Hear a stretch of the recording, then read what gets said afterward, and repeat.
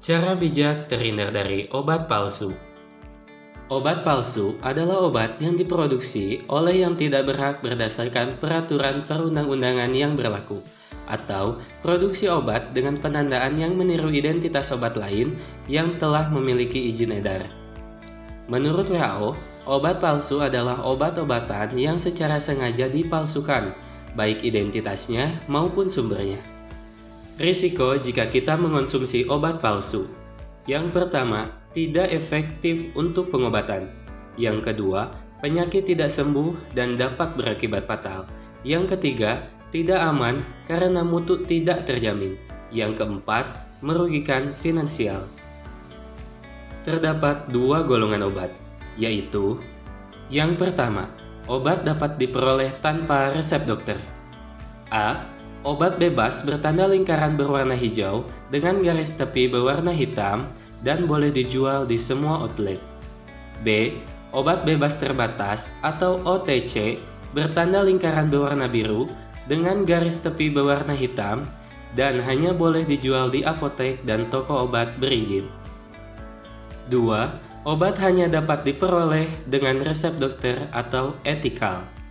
A. Bertanda lingkaran berwarna merah dengan garis tepi berwarna hitam, dengan huruf K di tengah yang menyentuh garis tepi dan hanya boleh dijual di apotek. Obat yang hanya diperoleh dengan resep dokter atau etikal terdiri dari 1.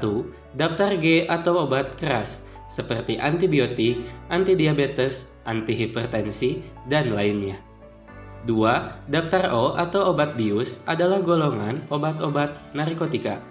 3. Obat keras tertentu atau psikotropik, seperti obat penenang, obat sakit jiwa, obat tidur lainnya.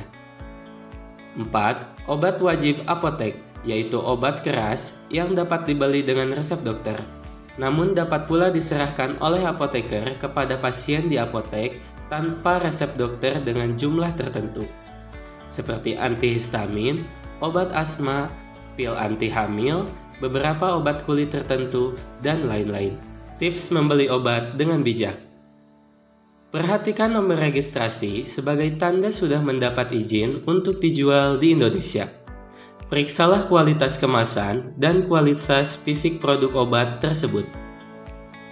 Periksalah nama dan alamat produsen apakah tercantum dengan jelas. Teliti dan lihatlah tanggal kadaluarsa. Untuk obat yang hanya dapat diperoleh dengan resep dokter atau etikal, belilah hanya di apotek berdasarkan resep dokter. Baca indikasi, aturan pakai, peringatan, kontraindikasi, efek samping, cara penyimpanan, dan semua informasi yang tercantum pada kemasan obat. Lalu, tanyakan informasi obat lebih lanjut pada apoteker di apotek. Maka dari itu, cerdaslah sebelum membeli dan menggunakan obat agar terhindar dari obat palsu.